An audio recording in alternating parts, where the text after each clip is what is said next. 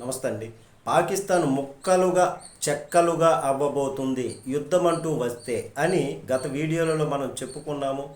ఆ, బెలూచ్ రెబల్స్ స్వతంత్రులుగా ప్రకటించుకోవాలని చూస్తున్నారు, అక్కడ ఉన్నటువంటి జెండాలను పీకేస్తున్నారు, అక్కడ ఉన్నటువంటి పాక్ వాళ్ళని తరిమి కొడుతున్నారు అనేటటువంటి విధంగా పాకిస్తాన్లో మొదటి ముక్క బెలూచిస్తానే అవుతుంది అని అనుకున్నాము.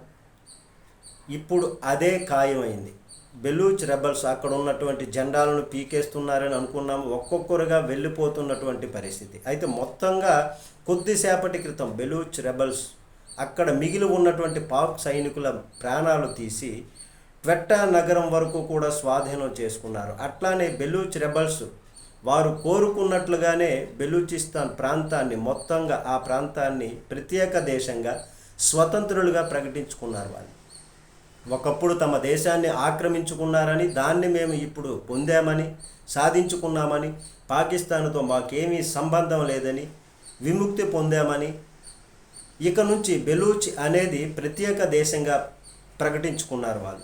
ఈ విధంగా ప్రకటించడం అనేటటువంటిది ఇక్కడ కీలకమైనటువంటి అంశంగా చెప్పుకోవచ్చు. ట్వెట్టా రాజధానిగా చేసుకొని తమ దేశం కొనసాగుతుందని ప్రకటించడం సంచలన విషయం. ఇది పాకిస్తాన్ ఇప్పుడు ఒక ముక్క చెక్క కాబడింది. ఇంకోవైపు తెహరీకి తాలిబాన్ వాళ్ళు కూడా అక్కడ కూడా ఏం చేస్తారన్నది చూడాలి. ఇంకా ఖైబర్ పఖ్తూన్ఖ్వా వాళ్ళు కూడా అక్కడ స్వతంత్రం ప్రకటించుకుంటే ఇంకొక ముక్క అవుతుంది. సింధు పరివాహక ప్రాంతంలో ఉన్నటువంటి వాళ్ళు ఇట్లానే రియాక్ట్ అయితే అది ఒక ముక్క కాబడుతుంది. మరి ఈ బెలూచ్ రెబల్స్ పోరాటం ఈ ఇంపాక్ట్ అక్కడ పడుతుందా లేదా అన్నది చూడాలి. అందుకే చెరపకురా చెడేవు అన్నారు మన పెద్దలు. అది చిన్న మాట కాదు. నమస్తే.